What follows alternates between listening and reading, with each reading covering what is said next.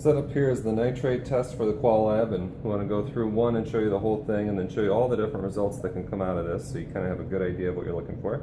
So to run the test, what you do is you add a little bit of a standard.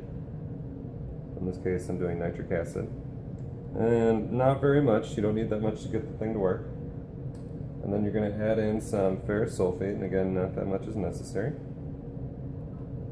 Okay, we're going to make sure the two are mixed. And then what we're going to do is we're going to drizzle concentrated sulfuric acid down. Now this is dangerous stuff, so you want to be really careful with this.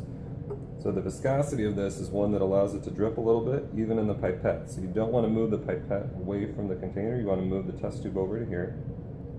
You're just going to drizzle down so that it forms a layer underneath. Again, it doesn't take that much. And what we're going to look for is we're going to look for the formation of a brown ring.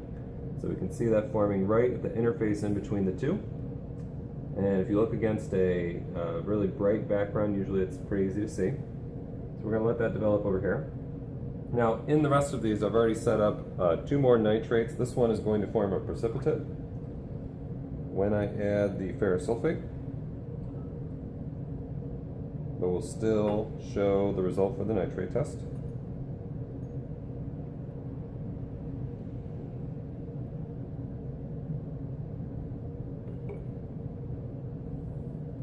So we can see the brown ring forming there. It's a little bit obscured by the fact that there's a precipitate there, but I can see it really nicely. This next one is a colorful one. So we have a copper nitrate. We're going to add our ferrous sulfate to it. Give it a mix.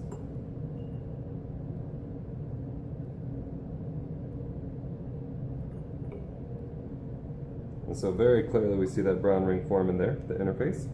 So those were all nitrates. Now let's look at what happens if you don't have a nitrate. So on the first we just have a regular standard.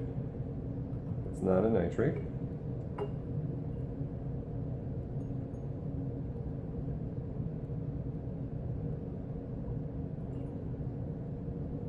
And we say there are no brown ring developing. We'll let that go for just a second so we can compare it later.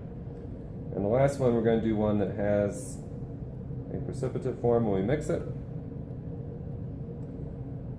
but does not show a nitrate test, a nitrate result.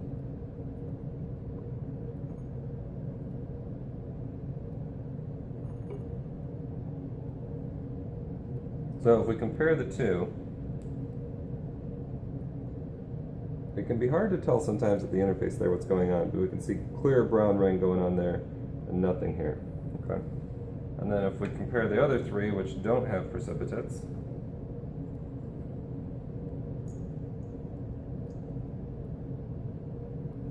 we can see the brown ring. This one's a little harder to tell because of the color, and then this one definitely no brown ring at all.